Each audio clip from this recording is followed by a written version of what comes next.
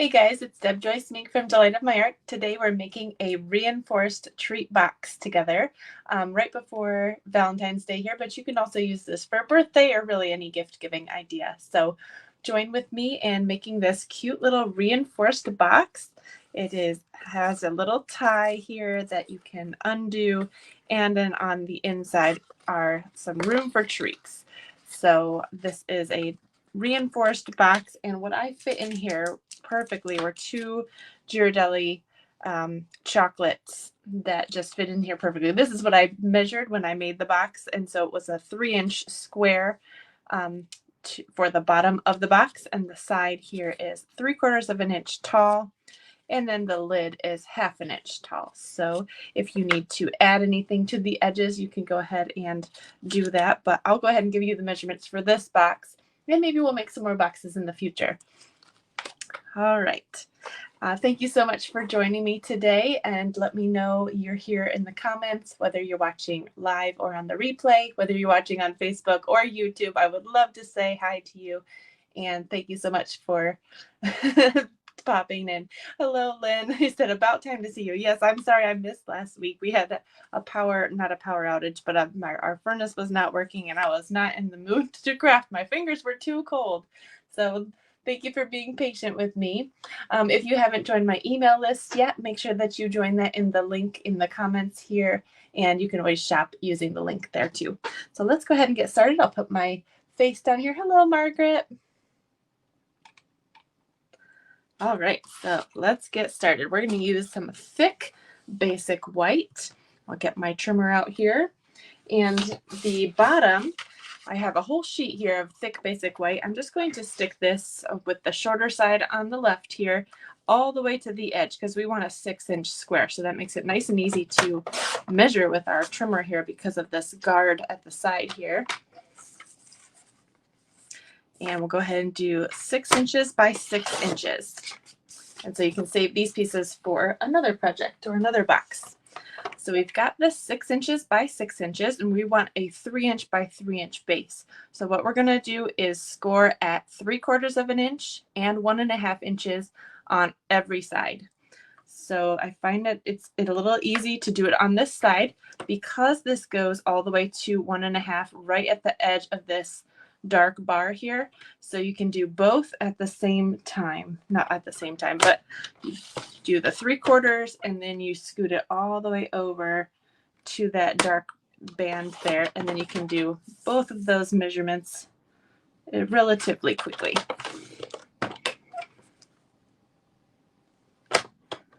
I hope everybody's having a great day. Oh, Margaret says, so glad to be able to watch live. Oh, it's Saturday morning there. Yeah, it's still Friday night here. What are you guys having for breakfast over there? And what is everybody having for dinner tonight? I think I'm going to do tacos. We did biscuits and gravy already this week, and we did burgers last night, which was nice. We hadn't done burgers in a while, so that was nice. I like having breakfast for dinner. All right, so now I've got all of that on every side. And I'll take my snips here. Actually, we'll do the top since we have the trimmer out, but this should have two lines on every single side. And we've got that 3-inch square right in the middle. Let's put this to the side, and we're going to pick a piece of DSP for our top. And I have a whole big piece of DSP here. We're going to cut this at 5 and 1 little line. That's 1/16. I don't know if you can see this on the trimmer. Right here, there's the tiniest little line past the 5, the short one. We're going to make a square with that one. I know this is kind of tricky, but we want our lid to be snug, and so this is what's going to do it. So I'm going to cut this at 5 and 1 tiny little line. So I'll just say just over 5, right?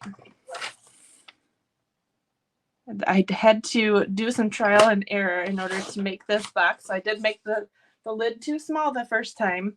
I made this for our team meeting. That was a lot of fun. Okay, so now we want the edges to be 1/2 inch. So we're going to score on every side 1/2 inch plus 1 inch because we're making it reinforced. So again, I'm going to do all my scoring with the paper over the edge on this side and do a light hand because this is DSP. We don't want to push too hard because we don't want to rip our paper.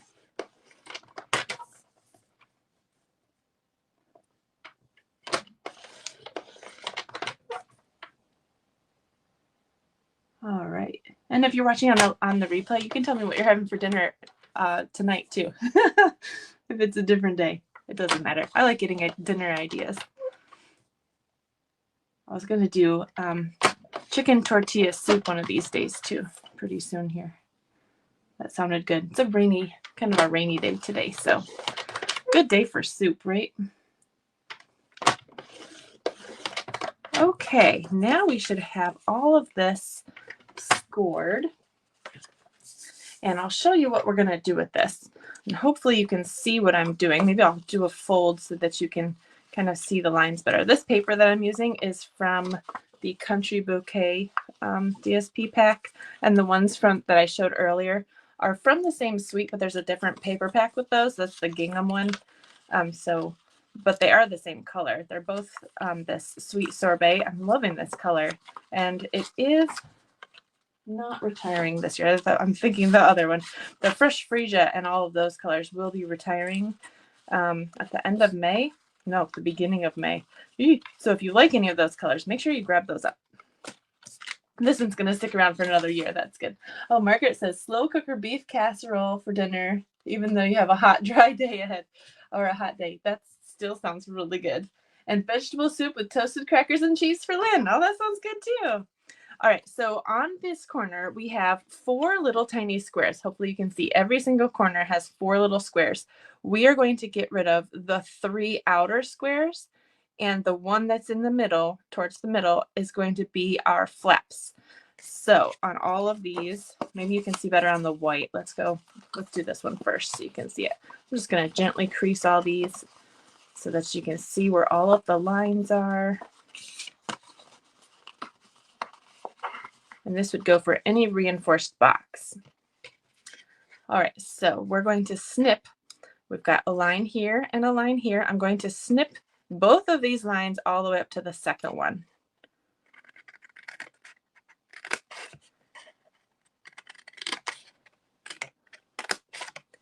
Okay, so now I have 2 flaps and they both have 2 squares. And when I turn it, I'm only going to snip because I don't want to cut out this one next to the middle. I'm only going to snip up to the first one on this one. That cuts that away. And then we just want to take off this one right here. And that will give us one little flap. And then we took off all 3 of those. So we're going to do that on this other side also, cutting up the same direction. And then turn it, cut off the 2 outside squares plus that one right there. And since we have these 2 flaps, I'm going to do little notches on those, like so, just so they tuck in real nice and pretty.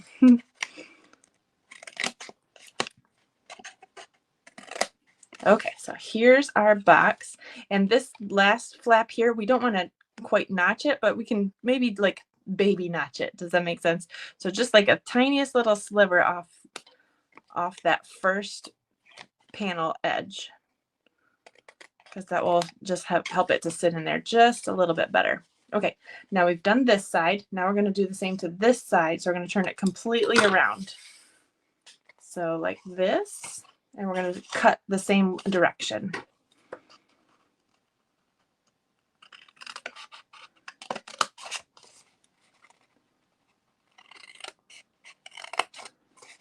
And again with the side here.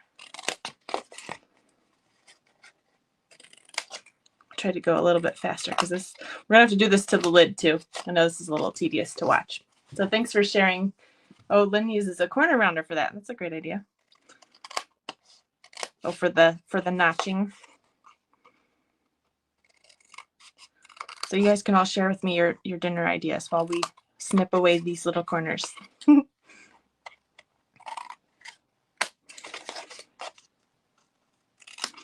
All right, so this one is ready. And I will do the same to the lid. Same thing. Since this is a square, it doesn't matter which side we start on.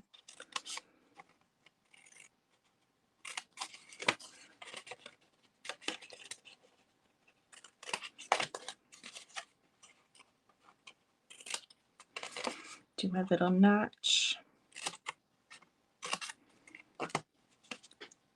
My baby notch.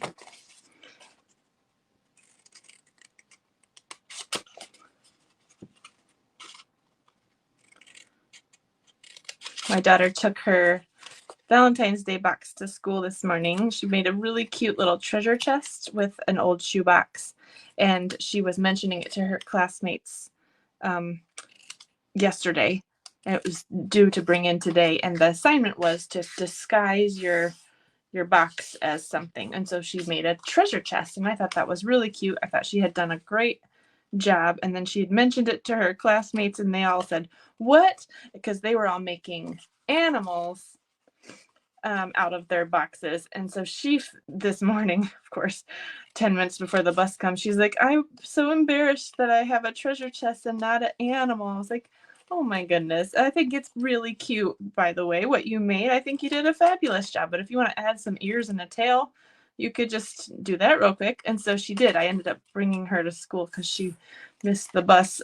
Just realized, I said, you know what, it's fine. I can bring you to school if you need a little bit more time to work on your thing, if that makes you more comfortable. And it turned out really cute. I'll have to share the picture because I thought she did a nice job. And then she was feeling a little bit more confident about it. I thought it looked cute before, but you know, kids with their comments. So I'm really pleased that she was happy with it. We all get that, right? When you make something and you're not quite happy with it, or if you're really proud of something and somebody makes a comment, you're just like, oh man. But then she turned it around. So I felt like that was really good. Okay, so we got all these little hearts. Okay, so now I'm going to take my Stampin' Seal Plus, and this is going to go, oh, my notch is still there. All right, so this is going to go, if you have your boxes curved down towards the table, it's going to go on all of the notches facing up. So we're going to do those after a second. Wait, first we have to do some tear and tape on the other side. So this will help us be able to put the box together without too much fuss once we're halfway through doing it. So this will go on all of the outer edges, all four sides of all of these edges. And this way we can lay this flat on the table to put the Stampin' Seal Plus on the notches without this side sticking to the table. That's a really handy tip that I almost forgot. I love tear and tape because it just tears right off this roll. All right, so there's one, and then here's the other one. I think I baby notched all these. We'll find out when we try to fold them in. Oh, look, this one needs a little bit of an extra little notch. Did we even notch these sides? Maybe we didn't. Maybe that's why these we didn't notch the sides. Baby notch.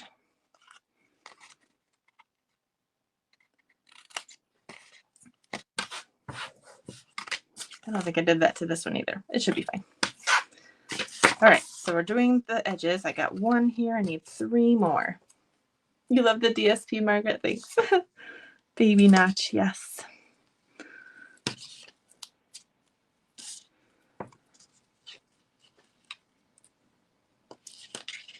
I'm having a pretty good day today. It's not too cold out finally. Last week was so cold, and of course that's when we lost our furnace. So I'm feeling so warm and cozy today. I'm in such a good mood. Okay, so now we can turn these over and put the Stampin' Seal Plus on all of these little tiny notches.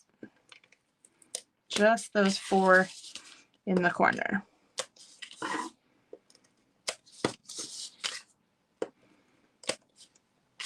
And we'll do this one at the same time. Give that maybe 2 swipes since these are a little thicker. If it goes over the edge, this is easy to just kind of roll back to where you want it.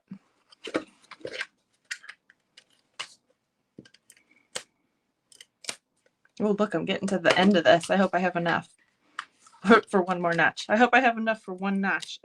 It would be funny if I ran out right there.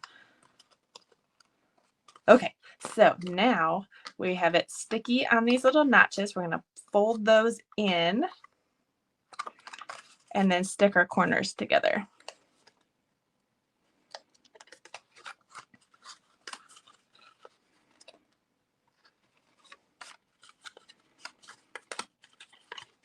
This is not the fastest way to make a box, but I feel like it's a really nice box. It could be sturdy enough to hold something kind of heavy. Okay, I'm going to fold these out just a smidge so we can get all of this tear and tape off, and then those will just fold in to cover all of our little notches here. It'll make a really clean inside.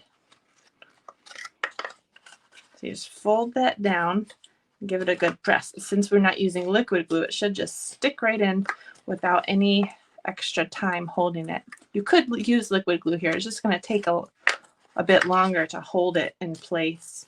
I think I did that on my other boxes. So especially on camera, we don't want to stick around watching me hold things. Goodness, if I could talk. All right, so here's our box. So cute. And where did my candy go? Oh, I put it back in here. So this fits perfectly in there. You could also fit maybe a York peppermint or two, maybe some chocolate Hershey things. You could fit a couple of those. So you could also fit some tea, a couple bags of tea, a Ghirardelli chocolate and a mint, York. You could do a couple, probably a whole bunch of these Andes mints. Probably do at least 5 of those. Anyway, just to give you an idea. All right, let's go ahead and put the lid together. We'll put these in there because that's what I made it for. All right, so let's go ahead and do the same thing here. I'm just making our corners.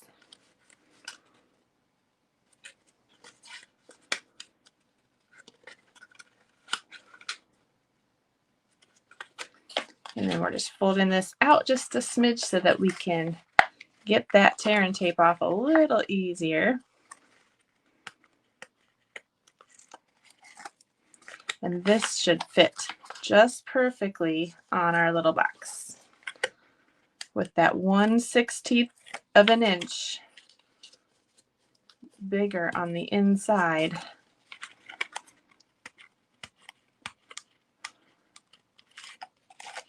And you can adjust these measurements actually. I should do a little diagram at the end. Remind me. I'll do a little doodle on how I make my boxes so that you could change the size of your box. Does that sound like something you guys would be interested in learning how to do? It does involve some math, but as long as you can use a calculator, 1 + 1 + 2 + 1 or something, you can probably figure it out. All right, so there's our lid. And it should fit perfectly on here. Nice and snug though. Okay, so you can see it doesn't fall off too easily. It's nice and snug. All right, so now we want to make this top. So cute. So I should probably gotten out. So we'll just use this thick white that we had out already. Why not? And I'm going to get out my Heart punch pack. If you don't have this in your stash, run out and grab it. It is a fabulous punch pack. There's a regular, look at my face. There's a regular heart and then a scalloped heart that matches, and they come together. They're a little pricey because they are 2 punches, but you'll have them in your stash for forever because you can't get sick of a good heart punch, right? And it's big enough that you could fit sentiments on either one of them too. So I really, really like these. And I'm guessing that they probably won't stick around for too much longer. Margaret would love to try other size boxes. Oh yeah, I would love to share that with you. All right, so here I'm going to just punch out a plain white scalloped heart. This is going to go on the background there. And then we'll keep this piece for cutting the words out. And I should probably grab my ink pad and another piece of sweet sorbet.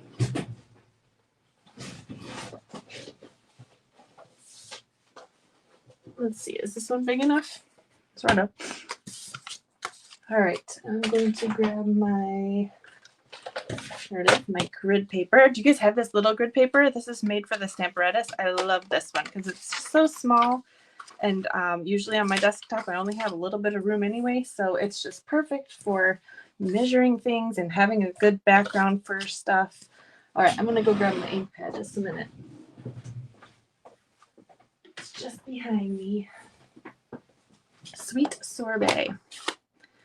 I'm using the Country Bouquet stamp set. Oops, and I'm throwing things. So I've got this little flower right here, and I'm going to stamp that all over this before I punch it out. Or I'll punch it out first and then stamp it on there. And then I'm just going to use Happy Valentine's Day. Same ink pad. Let's go ahead and punch this out first. So we just have a plain red heart, sweet sorbet. Thank you, my lovely punches. You did a great job. All right, so now we're just going to stamp this kind of all over. Just going to keep turning my stamp so that it looks like this pattern was not just a stamp that I did over and over again. And I start with my stamp in the middle so that I can kind of fill in around the outsides. There we go. That's it. Oh, I need to do the words. All right, so then my little paper is here. Let's go ahead and just stamp that near the edge, and then we'll just cut a strip.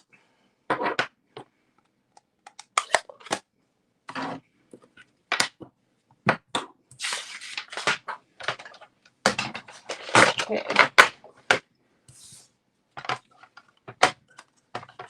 So I'll just stick this in here.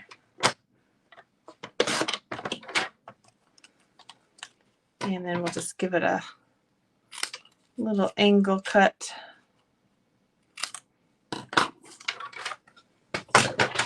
And just shove the mess off to the side. I'm good at that. And we're going to use this real red ribbon that is part of that suite. I ran out of this really cool seam binding ribbon, which is also really soft. So we'll see how this one looks too. I think they're both going to be cute. Additionally, I could also use this sweet sorbet twine because this came in the twine pack for that the in colors. I don't go live on YouTube, Lynn, because there was some problems with seeing it if I went live there instead of here. So I do it here and then I upload it to YouTube. All right, so here's what we're going to do. We're going to glue this here.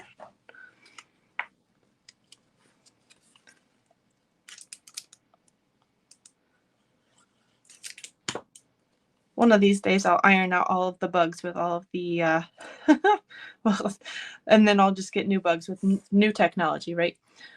It's always changing and I'm always got to learn to adapt and keep up with all of this stuff. All right, so here we're going to put a little bit of Stampin' Seal. We're going to cover that up with this heart anyway. And I'm going to give myself some room to tie a ribbon on the left side here. So just going to do that, wrap it around. And this way the ribbon is attached to the box so it won't get lost, but at the same time you don't have to cut the ribbon or anything in order to get into the box. And it's not going to get ruined. All right, so let's put some dimensionals on here. And since this is a box, we can put as many dimensionals on here as we want, right? No worries about it being flat enough to get through the mail.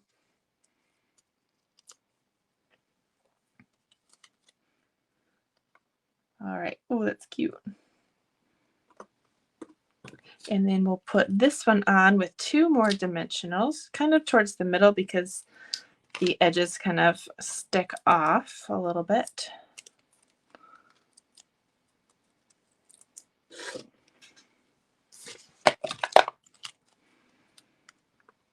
like so.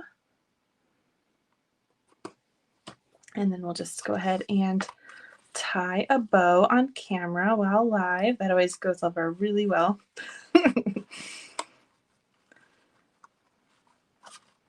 Look, I think I gave myself enough ribbon. I say before I'm done tying the bow. Hang on.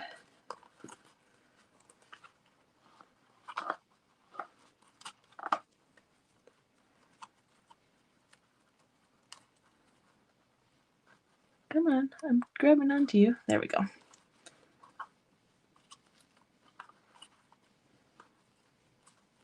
Okay, that's so cute. Oops. I gotta snip that better. There. Okay, now I want to decorate this with some iridescent rhinestones.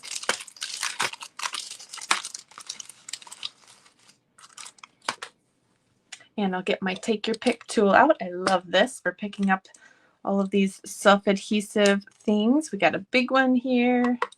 I'll do a medium. Stuck on the wrong side. There we go. Every time I go live with this and go, this is such a great tool, I mess it up on camera. Isn't that how it goes? All right, so, and I also have a few little ones left on this tiny little sheet here. I'm going to get this little guy right here and put it up in the corner of my heart. There we go.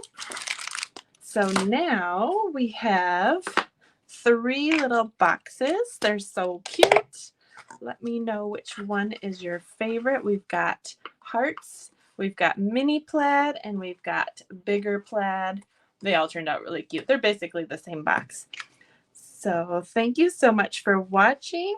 And I know Valentine's Day is right around the corner here. Hopefully this will give you some inspiration on what to make for Valentine's Day, but also for Mother's Day and birthdays, etc. Because this will be pretty useful. All right, so let me get some scrap paper out and I kind of let you know how I come up with the dimensions for creating a box. So this one, the middle one's your favorite, Margaret. Thanks for saying that. So this one has a little bit more red in it, doesn't it? Because of the ribbon and the paper. They all turned out really cute.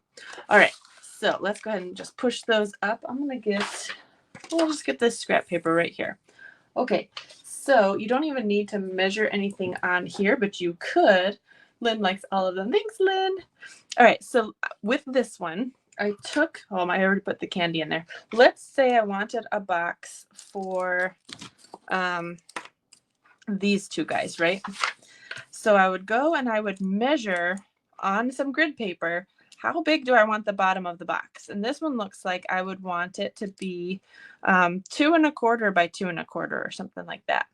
That would give it a little bit of wiggle room, not much. So let's just say that I had, and I'm just going to make a square. It doesn't even matter. So I'm going to say this is 2 1/4, right? This is 2 1/4 wide, like this. So I know this is the middle or the bottom. And then I know that I want a reinforced box. So then I will go ahead and say, okay, I want this. I need some sides on here. So I'll go ahead and make sides. How tall do I want my sides? Let's say I wanted to stack these up and I wanted the box to be a whole inch high. So then I would just mark on here, this is 1 inch. So that means this is 1 inch, right? And then I'd have to do this one more time for a reinforced box. So draw one more rectangle on there, one more rectangle for a reinforced box. And then you'd have your little tab, right?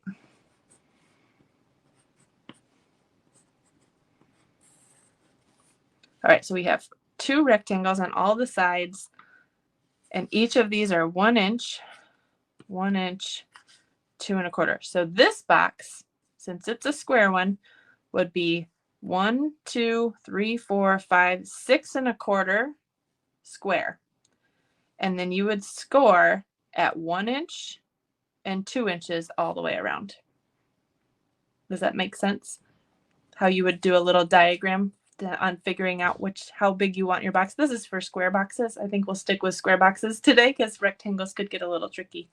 But I guess you would just draw your area and then just add your sides on there. And for the lid, it's the exact same thing. You would draw your square for the middle.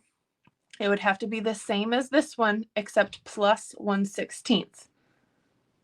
So you'd have to just make sure that you'd add the 16th for the middle. So this would be 2 and, oh my goodness, 5/16, because you have a quarter that's 4/16 and plus 1. So and then you say, okay, I don't want my sides on my lid to be all the way down the whole inch. And so you'd say, okay, maybe I want my lid to be, I don't know, 3/4 of an inch. So then you draw your rectangles around there twice with your little tabs. And you say this is 3/4 of an inch, which means 2 of them is 1.5, right? So this is 3/4, 3/4. So you'd say, all right, 1.5 plus 1.5 is 3, 4, 5, 5 and 5/16 square. You see, it's just a matter of doodling your square and adding the sides and then adding all of the pieces together.